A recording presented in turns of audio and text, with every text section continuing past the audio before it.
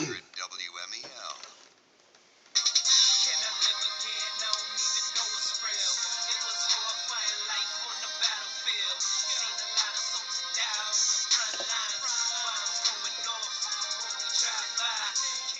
Welcome back to American Warrior Radio, right here on the Talk to Me station, AM 1300 WMEL.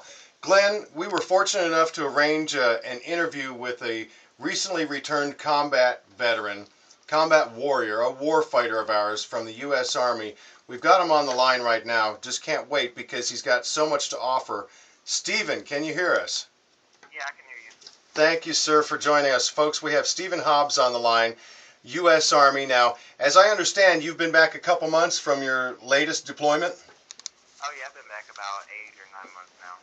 So you're still on active duty, correct? Yeah, I'm still on active duty. Okay, Stephen, let our listeners know what your MOS and explain what it is and how much time you've been in and where have you been assigned so far? Well, I'm a 25 uniform, which is basically a combo specialist, radios and, Blue Force trackers, GPS, stuff like that. And I've been assigned at Fort Bliss in artillery, and then after that I got assigned here at Fort Hood in the 1st Medical Brigade. And I've been to Iraq, Qatar, Afghanistan, Kyrgyzstan. I've been quite a few places, just passing through. But I was actually in Iraq, Qatar, Afghanistan, but I've passed through all kinds of places. It sure sounds like it. You've been busy out there helping to support our military and defend our country. I want to hear a little bit more about that, though, if you don't mind talking about what it means to be out there on these multiple deployments. I mean, you've got a family back here. I understand you may have a baby on the way? Oh, yes, I do, actually. Well, congratulations, brother. Great. Yeah, thank you for that. So now you're over there in the mix, in the sandbox, this hellish place over there, protecting our freedoms, our ability to remain free in America. Give me a sense of what, and again, this is not political. I just want to know from you, what's the general sense of our war fighters over there as to their morale and how things are going? And obviously they all want to get home quickly, but give me an idea of what the general attitude is. Because this is not political, right? Yeah, just say whatever you like. I don't want to get you in trouble. Yeah. Say what you feel comfortable with.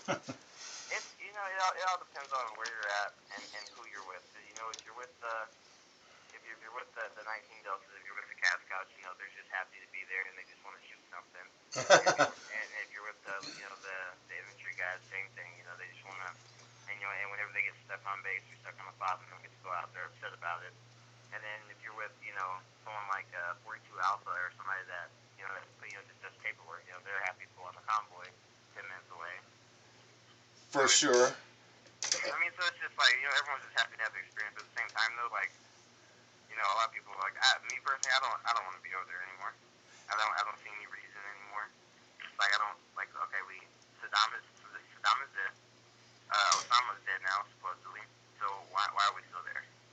I agree, and that's key, and I really appreciate you saying that because, Glenn, you and I have talked about this multiple times about I don't like the term futility, but we're over there and we're not there to win. Just what are we doing over there? Well, yeah, it's exactly, and all it comes down to is, I mean, the people we deal with, Al Qaeda, Taliban, there's multiple organizations of terrorists over there. They're not dumb people. Like, for example, Iraq. We pulled out of Iraq. Everything calmed down for the most part. We thought that the Iraqi army had, and the government had done some kind of had settled in and established some kind of something as far as government. And as soon as we left, here they come, Taliban, Al Qaeda, right back in, and all it's going to do is cost us even more money to go back. So all they did was just lay low until we left, and that's all they're going to do in Afghanistan. They're going to lay low, we leave, and they come back. That's all they have to do. They're all hiding in Pakistan or Syria or wherever, all the little adjoining countries, and they're going to come right back when we leave. So it's like, I mean, I don't want to say we wasted 10 years over there because that's wrong in so many ways, but I don't think we should have been there in the first place. well. Well, particularly, I guess, in Afghanistan, since that's our major presence right now. Do you think that what's your sense of the people's acceptance or feelings towards the American military while we're there? Yeah, same thing. Some parts they just kind of ignore us, and other parts they don't like you at all. Same thing as Afghanistan. They throw rocks at your trucks and stuff like that. Well, same thing as Iraq. They'll throw rocks at your trucks and stuff like that. I just think they just don't want any more fighting because it causes, you know, more drama towards them. You know, it was probably more peaceful before we got there. Yeah, and that's some great points, and you certainly aren't going to see that on TV or in the newspapers, unfortunately. Yeah, and folks, you're hearing it from a man who has spent a good deal of the last few years over there in the sandbox dealing with these folks, and it's disheartening to know that they're not supportive of what we're doing. But again, it kind of reflects on what our overall mission was from the get-go. I wanted to mention that AVET Project was able to furnish you and your troops some EEB, some of our care packages, and in those we usually stuff little Beanie Babes and things that you guys can stuff in your BDUs and hand out to the kids to try and, what's the term, win their hearts and minds.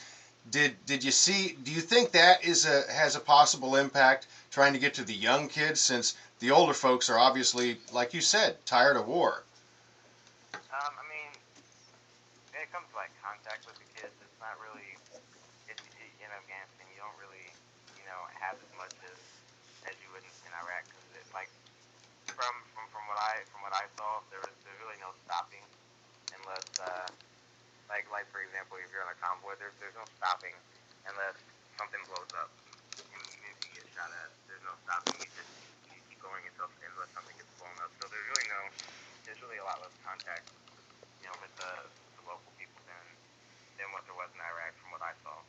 Right, and you guys all have targets on your backs. I mean, can you talk to that for a moment? Because this is kind of a lead into one of your true passions, and that's your music, which I'm really anxious to get to. But the general mindset of our warriors over there, having to look over their shoulders. I mean, you're over there, even as you mentioned, on a FOB, a forward operating base, you're still subject to, explosions and mortars and what have you. So basically everybody's on high alert while you're over there, right? Oh yeah, I was on an airfield in Kandahar, and it was one of the largest places over there. And so I mean, they even had some parts on the airfield that actually had hard roads, and so it was pretty big. And still, I mean, we probably saw, I want to say, like 6,000 or 7,000 rocket attacks while I was there. Like, oh wow! Oh my goodness! When we first got there, it was every night. Every night I wouldn't even get in my bed. I would wait. It'd be 7 or 8 o'clock, and I would just wait. And then sure enough, 7 or 8 o'clock, that little alarm would go off, and I'd just be sitting there, and all of a sudden it's like, whoop, and then, we all go out to the bunker, and we just wait for it. Because during the summer, that's when they get pretty active, and we would just be sitting waiting for it, and then we go out to the bunker, wait for an hour and a half, and then go to sleep. And then sometimes it'd be 2 in the morning, Sometimes you never know. Wow, and Glenn, like you said, I'm sorry, I never hear this on the news. Well, exactly, and that's even up the ante significantly from the kinds of experiences people had in Vietnam on the bases. I'm just compare it to the bases that were in Vietnam. You got an occasional rocket attack being like maybe once a month or twice a month, and nothing like you're describing. So it's great to. That was every night for the first. I want to say first 3 or 4 months we were there. As long as it was summer out there, like they were pretty active. And then even when it got cold, it was every 2 or 3 days it'd be at least 1 or 2. And you never knew when it was gonna be. Sometimes it'd be in the middle of the day, sometimes it'd be at night, sometimes it'd be in the middle of the night. Because I remember specifically not even waking up for some of them because I was so tired. I would just sleep through them, and somebody would tell me in the morning, like, hey, you didn't go out to bunker for a rocket attack last night? I was like, what rocket attack? A rocket attack, and I didn't see you. When I came back in, you were still in your bed, and I was like, oh, I didn't even hear it. Oh, wow. Okay, so as a way to cope and deal with the stress and the fact that your family's back here and you want to be back home, but you have to be over there because you follow orders like a good soldier, you're a mill hop artist with the record label Redcon 1, which, as you know, we've got Soldier Hard doing our lead-in, our intro music and stuff. I want to talk a little bit about this music and what it means to you and why you do it. But before we do, I want to, if Vince, our engineer, will cue up a little bit of this music, let's give a listen to American Warrior from Stephen Hobbs.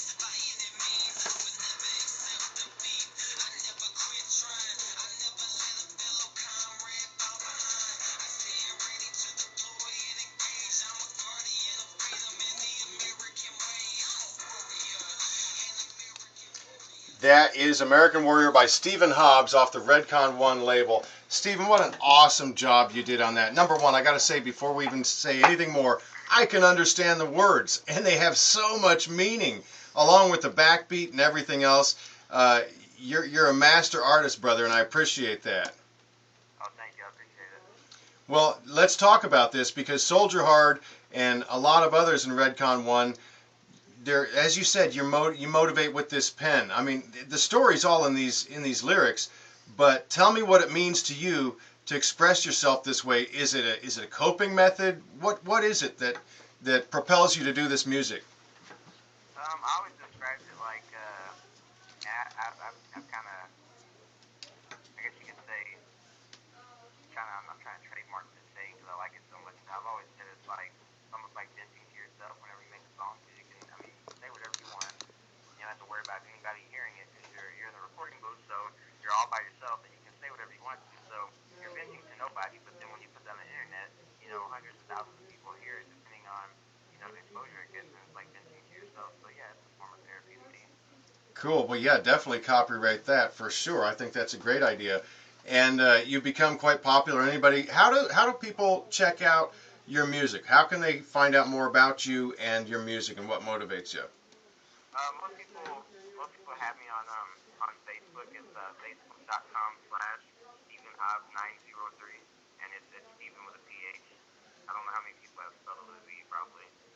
And of course, they can Google you. And on the Redcon 1, you guys collaborate. Not, I mean, that particular song you wrote and produced all by yourself, right? I wrote it and I engineered it, but as far as producing it, no, I actually we go to a website to get most of our beats, and so as far as producing it, I didn't produce it, but I did write it and recorded myself and did a lot of the engineering on the audio myself. But as you guys keep in mind, I was in Afghanistan too, so the audio wasn't the best, but it was pretty good for what I had. Well, I really enjoyed that.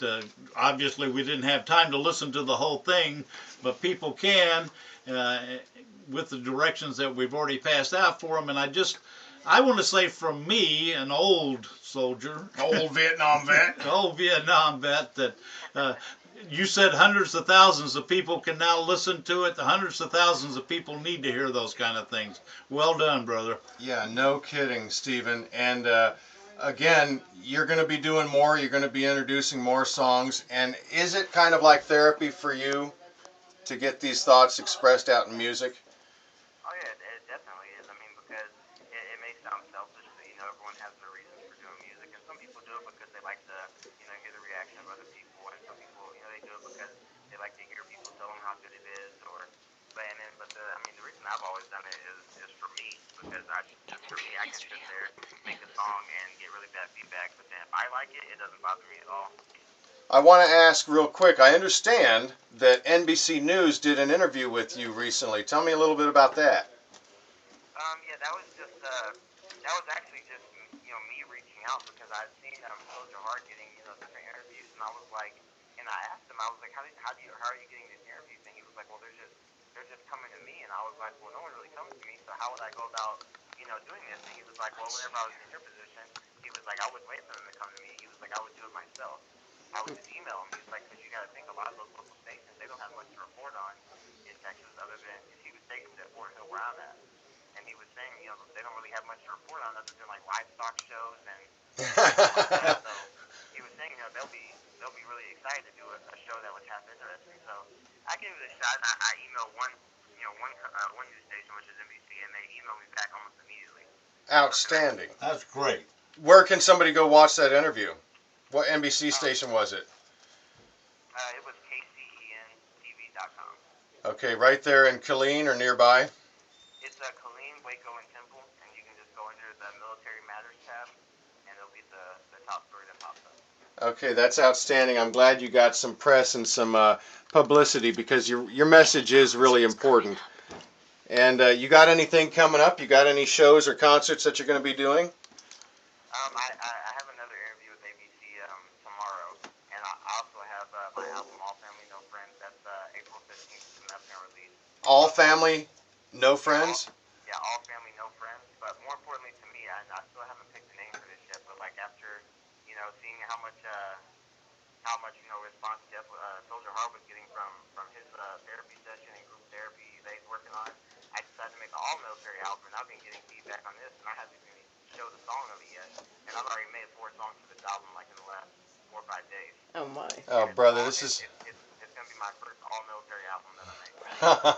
All right, cool. Looking forward to give that a listen. Yeah, tell our listeners what time that interview's on tomorrow with ABC. Oh, they haven't even told me yet. Like NBC told me mine would be on at 5 yesterday, and they ended up coming on at 6. So they'll just have to stay tuned in to my Facebook to find out. Okay, cool. Shoot that Facebook address again. I mean, if you're on Facebook, dial up Stephen Hobbs with a PH. Yeah, it's facebook.com/StephenHobbs903. Outstanding. Stephen, thank you so much for your service to our country. I mean, you're a dedicated warrior, a decorated warrior, and a heck of a musician, a musical artist. We really appreciate you spending a few minutes with us here on American Warrior Radio, and we wish you much success.